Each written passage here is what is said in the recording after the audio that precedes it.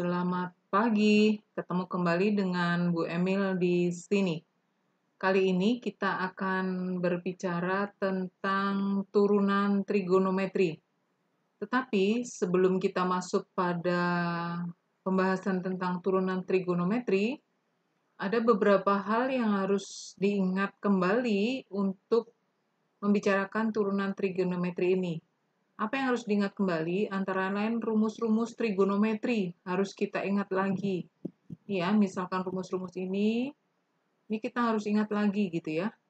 Rumusannya apa, kita harus sudah paham gitu ya. Ini, saya tidak akan membahas lagi tentang bagaimana mendapatkan rumus-rumus itu, tetapi ini nanti yang akan kita pakai. Masih banyak lagi sebetulnya rumus-rumus yang akan kita pakai gitu ya.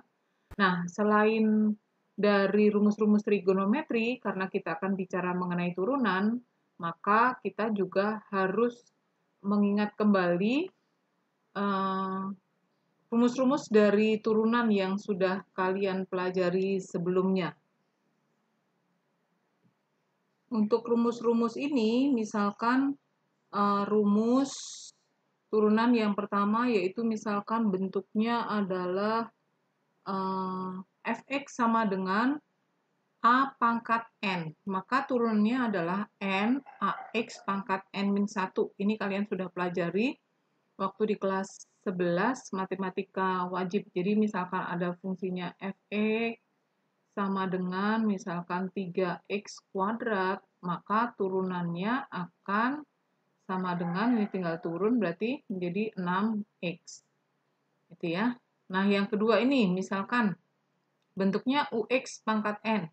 Misalkan kita punya soal fx sama dengan misalkan x kuadrat ditambah 2x pangkatkan 3. Ya.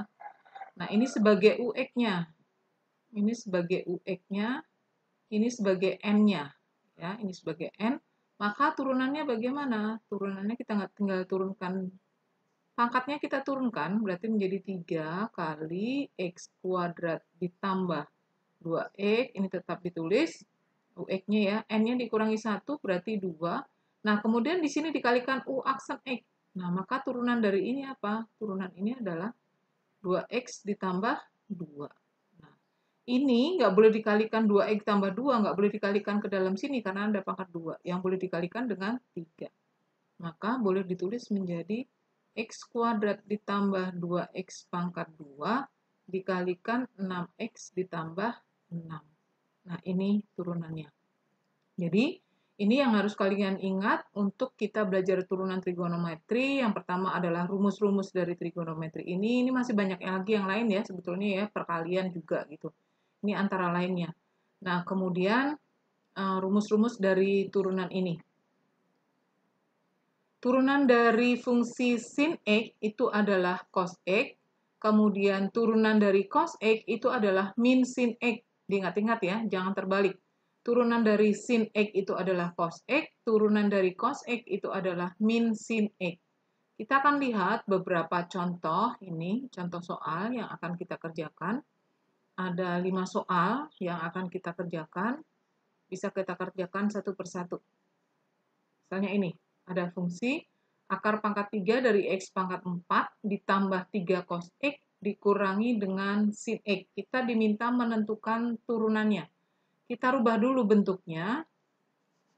Bentuk fungsinya kita rubah dulu. Ini menjadi fx sama dengan X pangkat 4/3 ditambah 3 cos X dikurang sin X. Usahakan bentuk dirubah begini dulu ya, jangan ini baru dirubah, ini sudah diturunkan.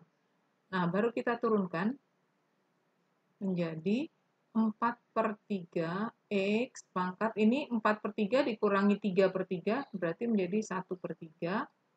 Nah, tadi turunan cos apa? Min sin, berarti min 3-nya tetap, 3 sin X. Turunan sin tadi apa? Cos, min cos X. Nah, ini kita bisa merubah pangkat sepertiganya menjadi f aksen x-nya itu 4/3 akar pangkat 3 dari X dikurangi 3 sin X dikurangi dengan cos X. Ini adalah jawaban yang diminta. Soal yang kedua, fx sama dengan 2x pangkat 3 ditambah sin x ditambah 1/3x kuadrat ditambah 4 cos x. Nah, ini kita bisa rubah dulu bentuknya menjadi fx sama dengan 2x pangkat 3 ditambah sin x. Nah, ini kita rubah. Ya, kita naikkan dulu menjadi tambah 1/3 X pangkat min 2. Begini, Bu, kenapa 3-nya nggak naik? Gitu ya. Kalau naik menjadi 3 pangkat min 1. Ya. Tambah 4 cos X. Oke. Berikutnya baru kita turunkan. F aksen X-nya menjadi, ini kalau kita turunkan berarti menjadi 6X kuadrat. Turunan sin adalah cos X. Nah, ini diturunkan. Ini turun, berarti menjadi apa? Min 2/3 X, pangkatnya dikurangi 1, min 2, min 1, berarti menjadi min 3. Turunan dari cos adalah min sin, berarti min 4 sin X. Maka bentuknya menjadi ini 6X kuadrat ditambah cos X dikurangi 2/3X pangkat 3 dikurangi 4 sin X. Bentuk sederhana itu kalau pangkatnya positif dan bukan pecahan. Ini pecahan kita rubah dulu, yang ini pangkat negatif kita rubah. Oke, ini yang diminta. Kemudian lanjut, untuk yang berikutnya kita disuruh menentukan nilai f aksen pi/3 untuk fx sama dengan 2 sin x ditambah 3 cos x. Maka kita cari turunannya dulu. Saya ganti ini. Oke. Kita cari turunannya f aksen x-nya menjadi turunan sin adalah cos, berarti ini menjadi 2 cos X, turunan cos adalah min sin, 3-nya tetap, min 3 sin X. Kemudian baru kita masukkan, oh iya, saya lupa. Tadi selain harus ingat rumus-rumus trigonometri dan rumus turunan, kalian juga harus ingat nilai dari sudut-sudut istimewa, gitu ya. Nilai dari sudut-sudut istimewa. Pi/3. Pi/3 itu kalau kita ubah menjadi berapa derajat? Ya, 60 derajat. Maka menjadi 2 cos. Ini kita ganti menjadi Pi/3 dikurangi dengan 3 sin Pi/3. Maka menjadi 2. Nah, cos 60 itu berapa? Cos 60 itu adalah setengah dikurangi 3 sin 60. Sin 60 berapa? Setengah akar 3. Oke.